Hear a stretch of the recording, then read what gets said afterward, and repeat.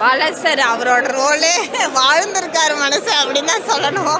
படத்து ஃபுல்லாக வாழ்ந்திருக்காரு அவ்வளோதான். அதில் அந்த போலீஸ் நல்லா பண்ணியிருந்தாரு.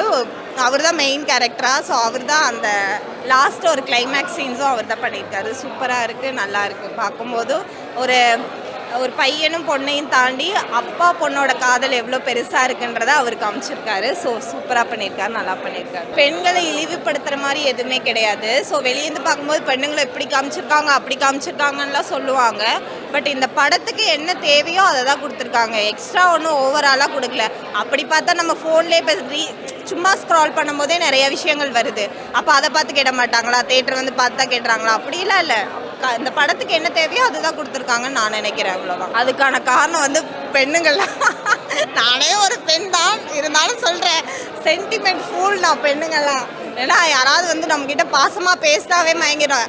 அப்பா அம்மாவை தாண்டி. ஏன்னா இப்போது இருக்கிற ஜென்ரேஷன் வந்து அப்பா அம்மா வேறு எங்கேயோ இருக்காங்க, பொண்ணுங்க பசங்க வேறு எங்கேயோ இருக்காங்க.